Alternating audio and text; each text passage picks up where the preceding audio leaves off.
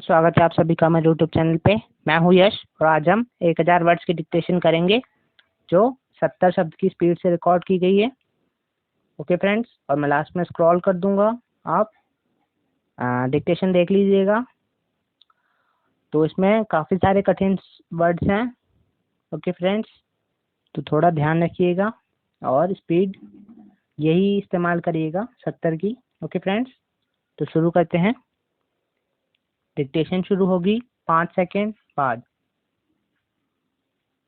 राजा राम मोहन राय। राजा राम मोहन राय आधुनिक भारत के पुनर्जागरण के पिता और एक अधक समाज सुधारक थे, जिन्होंने भारत में प्रबोधन और उदार सुधारवादी आधुनिकीकरण के युग का उद्घाटन किया। पूर्ण विराम। राजा राम मोहन राय का जन्म 22 मई 1772 को बंगाल के राधानगर में एक रूढ़िवादी ब्राह्मण परिवार में हुआ था। पूर्ण विराम। राजा राम मोहन राय की प्रारंभिक शिक्षा फारसी और अरबी भाषाओं में पटना में हुई, जहां उन्होंने कुरान, सूफी रहस्यवादी कवियों के काम तथा प्लेटो और अरस्तु के कार्यों के अरबी अनुवाद का अध्ययन किया था। पूर्ण विराम। बनारस में उन्होंने संस्कृत का अध्ययन किया और वेद तथा उपनिषद पढ़े। पूर्ण विराम। 16 वर्ष की आयु में वे अपने गांव लौटकर उन्होंने हिंदुओं की मूर्ति पूजा पर एक तर्कसंगत आलोचना लिखी। पूर्ण विराम। वर्ष 1803 से 1814 तक उन्होंने ईस्ट इंडिया कंपनी के लिए वुडफोर्ड और डिग्बी के अंतर्गत निजी दीवान के रूप में काम किया। पूर्ण विराम। वर्ष 1814 में उन्होंने नौकरी से इस्तीफा दे दिया और अपने जीवन को धार्मिक, सामाजिक एवं राजनीतिक सुधारों के प्रति समर्पित करने के लिए कलकत्ता चले गए। पूर्ण विराम। नवंबर 1830 में वे सती प्रथा संबंधी अधिनियम पर प्रतिबंध लगाने से उत्पन्न संभावित अशांति का प्रतिकार करने के उद्देश्य से इंग्लैंड चले गए। पूर्ण विराम। राम मोहन राय दिल्ली के मुगल सम्राट अकबर द्वितीय की पेंशन से संबंधित शिकायतों हेतु इंग्लैंड गए। तभी अकबर द्वितीय द्वारा उन्हें राजा की उपाधि दी गई। पूर्ण विराम। अपने संबोधन में टैगोर ने राम मोहन राय को भारत में आधुनिक युग के उद्घाटनकर्ता के रूप में भारतीय इतिहास का एक चमकदार सितारा कहा। पूर्ण विराम। राम मोहन राय पश्चिमी आधुनिक विचारों से बहुत प्रभावी थे और बुद्धिवाद तथा आधुनिक वैज्ञानिक दृष्टिकोण पर बल देते थे। पूर्ण विराम। राम मोहन राय की तात्कालिक समस्या उनके मूल निवास बंगाल के धार्मिक और सामाजिक पतन की थी पूर्ण विराम। उनका मानना था कि धार्मिक रूढ़िवादिता सामाजिक जीवन को क्षति पहुंचाती है और समाज की स्थिति में सुधार करने के बजाय लोगों को और परेशान करती है पूर्ण विराम। राजा राम मोहन राय ने निष्कर्ष निकाला कि धार्मिक सुधार सामाजिक सुधार और राजनीतिक आधुनिकीकरण दोनों हैं पूर्ण विराम। राम मोहन राय का मानना था कि प्रत्येक पापी को अपने पापों के लिए प्रायश्चित करना चाहिए और यह आत्म शुद्ध और पश्चाताप के माध्यम से किया जाना चाहिए, न कि आडंबर और अनुष्ठानों के माध्यम से पूर्ण विराम।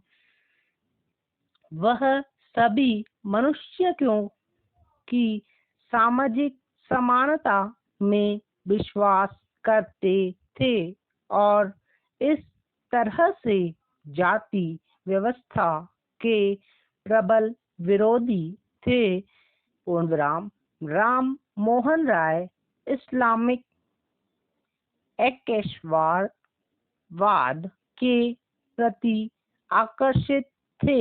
उन्होंने कहा कि एकेश्वरवाद भी वेदांत का मूल संदेश है पूर्ण विराम। एकेश्वरवाद को वे हिंदू धर्म के बहुदेववाद और ईसाई धर्मवाद के प्रति एक सुधारात्मक कदम मानते थे पूर्ण विराम। उनका मानना था कि एकेश्वरवाद ने मानवता के लिए एक सार्वभौमिक मॉडल का समर्थन किया है पूर्ण विराम। राजा राम मोहन राय का मानना था कि जब तक महिलाओं को अशिक्षा बाल विवाह सती प्रथा जैसे अमानवीय रूपों से मुक्त नहीं किया जा सकता तब तक हिंदू समाज प्रगति नहीं कर सकता पूर्ण विराम। राजा राम मोहन राय का पहला प्रकाशन तुहफात उल मुवाहिदीन वर्ष 1803 में सामने आया था, जिसमें हिंदुओं के तर्कहीन धार्मिक विश्वासों और भ्रष्ट प्रथाओं को उजागर किया गया था पूर्ण विराम।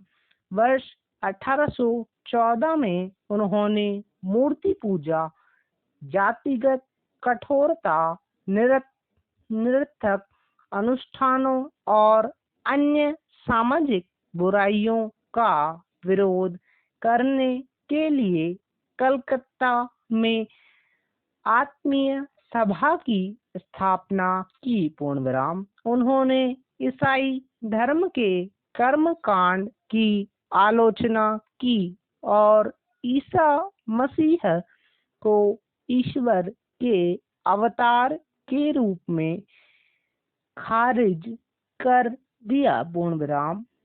प्रिसेप्टर्स ऑफ जीसस में उन्होंने न्यू टेस्टामेंट के नैतिक और दार्शनिक संदेश को अलग करने की कोशिश की, जो कि चमत्कारिक कहानियों के माध्यम से दिए गए थे पूर्ण विराम।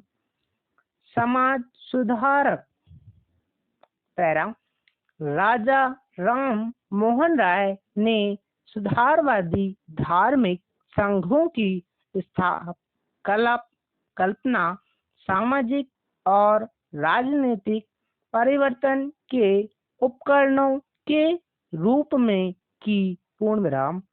उन्होंने वर्ष 1815 में आत्मीय सभा, वर्ष 1821 में कलकत्ता यूनिटेरियम एसोसिएशन और वर्ष 1828 में ब्रह्म सभा की स्थापना की।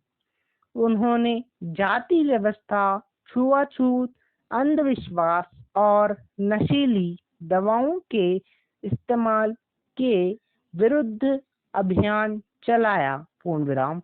वह महिलाओं की स्वतंत्रता और विशेष रूप से सती एवं विधवा पुनर्विवाह के उन्मूलन पर अपने अग्रणी विचार और कार्रवाई के लिए जाने जाते थे, पूर्ण विराम। उन्होंने बाल विवाह, महिलाओं की अशिक्षा और विधवाओं की अपमानजनक स्थिति का विरोध किया तथा महिलाओं के लिए विरासत तथा संपत्ति के अधिकार की मांग की, पूर्ण विराम। राजाराम मोहन राय ने वर्ष 1828 में ब्रह्म सभा की स्थापना की, जिसे बाद में ब्रह्म समाज का नाम दिया गया, पूर्ण विराम। यह पुरोहित अनुष्ठानों और बलि आदि के खिलाफ था, पूर्ण विराम। यह प्रार्थना, ध्यान और शास्त्रों को पढ़ाने पर केंद्रित था, पूर्ण विराम। यह सभी धर्मों की एकता में विश्वास करता था, पूर्ण विराम। यह आधुनिक भारत में पहला बौद्धिक सुधार आंदोलन था। इससे भारत में तर्कवाद और प्रबोधन का उदय हुआ, जिसने अप्रत्यक्ष रूप से राष्ट्रवादी आंदोलन में योगदान दिया, पूर्ण विराम। यह आधुनिक भारत के सभी सामाजिक, धार्मिक और राजनीतिक आंदोलनों का अग्रदूत था। यह वर्ष 1866 में दोनों भागों में विभाजित हो गया, अर्थात भारत के ब्रह्म समाज का नेतृत्व केशव चंद्र सेन ने और आदि ब्रह्म समाज का नेतृत्व देवेंद्र नाथ टैगोर ने किया, पूर्ण विराम। प्रमुख नेता देवेंद्र टैगोर, केशव चंद्र सेन, राय ने देशवासियों के मध्य आधुनिक शिक्षा का प्रसार करने के लिए बहुत प्रयास किए, पूर्ण विराम। उन्होंने वर्ष 1817 में हिंदू कॉलेज खोजने के लिए डेविड हेयर के प्रयासों का समर्थन किया, जबकि राय के अंग्रेजी स्कूल में मैकनिक्स और वोल्टेयर के दर्शन को पढ़ाया जाता था, पूर्ण विराम। वर्ष 1825 में उन्होंने वेदांत कॉलेज की स्थापना की, जहां भारतीय शिक्षण और पश्चिमी सामाजिक और भौतिक विज्ञान दोनों पाठ्यक्रमों को पढ़ाया जाता था, पूर्ण विराम।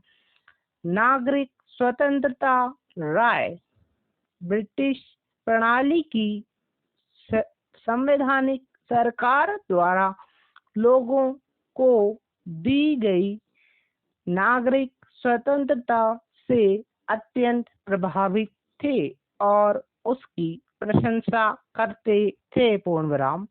वह सरकार की उस प्रणाली का लाभ भारतीय लोगों तक पहुंचाना चाहते थे, पूर्ण विराम। लेखन और अन्य गतिविधियों के माध्यम से उन्होंने भारत में स्वतंत्र प्रेस के लिए आंदोलन का समर्थन किया। पूर्ण विराम।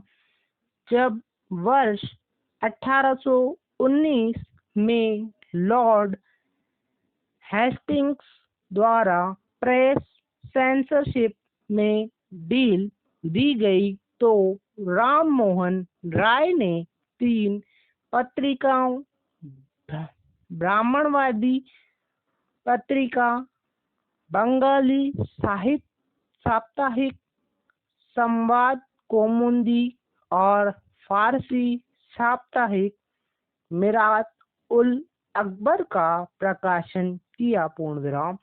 राय ने बंगाली जमींदारों की दमनकारी प्रार्थनाओं की निंदा की और भूमि के लिए न्यूनतम किराए के निर्धारण की मांग की। उन्होंने कर मुक्ति, भूमि व करों के उन्मूलन की भी मांग की। स्टॉप। तो फ्रेंड्स, यही डिक्टेशन समाप्त होती है। तो कैसी लगी आपको डिक्टेशन? अच्छी लगी हो तो लाइक और सब्सक्राइब जरूर करना और चैनल को सब्सक्राइब करना मत भूलना। ओके फ्रेंड्स, तो स्क्रीनशॉट ले लीजिए आप जल्दी से।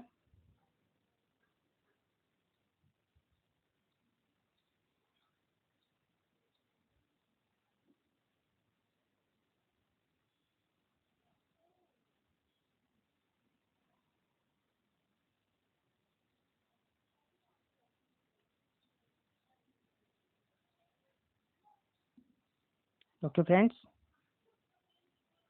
तो आज के लिए इतना ही।